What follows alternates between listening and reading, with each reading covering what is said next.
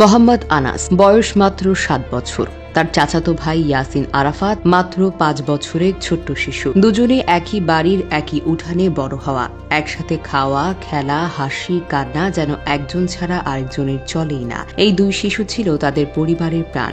আনাস ছিল বাবার চোখের মণি, ইয়াসিন ছিল মায়ের প্রাণের টুকরো। তাদের হাসিতে জেগে উঠত গোটা বাড়ি। তাদের ছোট্ট পায়ে ছুটে চলা যেন ছিল আশার আলো, স্বপ্নের শুরু। কিন্তু কে জানতো সেই স্বপ্ন, সেই ভালোবাসা একটা বিকেলে চিরতরে ডুবে যাবে গভীর অন্ধকারে। এই মর্মান্তিক ঘটনাটি ঘটে 24 মে শনিবার চট্টগ্রামের রাঙ্গুনিয়া উপজেলার সরফভাটা ইউনিয়নের 7 নম্বর ওয়ার্ডের মধ্যম ভূমিরখিল গ্রামে। জানা যায়, শনিবার দুপুর 3:30টার দিকে আনাস ও ইয়াসিন খেলতে বের হয়, কিন্তু সন্ধ্যা ঘনিয়ে আসলেও ফিরে আসে না তারা। চিন্তায় পড়ে যায় পরিবার। শুরু হয় খোঁজাখুঁজি, এক ঘর থেকে আরেক ঘর, পুকুর পাড়, মসজিদে মাইকিং, গ্রামের এক প্রান্ত থেকে আরেক প্রান্তে গুঞ্জরিত হচ্ছে তাদের হারানো নাম। ঘন্টার পর ঘন্টা কেটে যায়, হৃৎপিণ্ড যেন বারবার থেমে যায়। ওরা কোথায় গেল এই প্রশ্নে অবশেষে সন্ধ্যার পর রাত 7:45টার দিকে বাড়ির একেবারে পাশেই একটা ডোবার পানির নিচে পড়ে যায় দুই শিশুর মরদেহ। সেই ডোবা বাড়ির মাটি ভরাটের জন্য কিছুদিন আগে খনন করা হয়েছিল।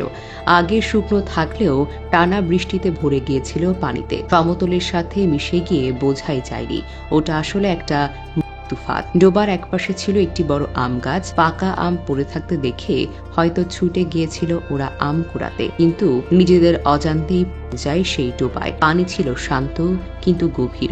দুজনেই ডুবে যায় ধীরে ধীরে।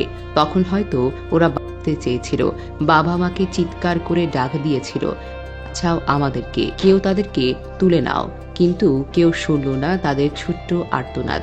শেষ তোর কাছে হার মানল দুটি নিষ্পাপ শিশু। মা আনাসকে বুকে জড়িয়ে বারবার কাঁদতে কাঁদতে বলছিলেন, আমার ছোট্ট ছেলেটা আম খেতে চাইছিল, আমি তাকে দেইনি, কিন্তু আল্লাহ কেন ওকে আমার থেকে নিল? আমি আর হাসি দেখব না, তার কণ্ঠ শুনবো না এই নির্জনতা, এই শূন্যতা আমি কিভাবে সইব? মায়ের সেই কান্না শুনে চারিদিক নীরব হয়ে যায়।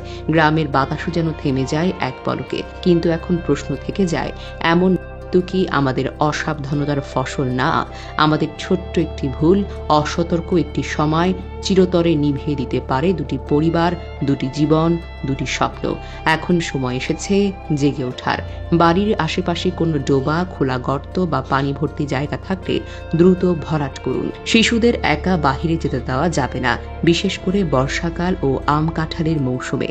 আম গাছ, লিচু গাছ বা যে কোনো গাছে যদি ফল থাকে, তখন শিশুদের কাছ থেকে গাছের চারপাশ নিরাপদ করে রাখাটা দরকার। পানির পাশে যেন বেড়া থাকে, আর আশেপাশে শিশুদের জানিয়ে দেওয়া দরকার ওখানে যাওয়াটা বিপজ্জনক। মসজিদ, মাদ্রাসা বা স্কুল থেকে শিশু সুরক্ষা নিয়ে সচেতনতামূলক ঘোষণা দিতে হবে। আমরা হয়তো আনাস, ইয়াসিনকে আর ফিরিয়ে আনতে পারবো না, কিন্তু তাদের স্মৃতি আমাদের শিক্ষা দিতে পারে। আমরা যেন আর কোনো শিশুকে এভাবে না হারাই।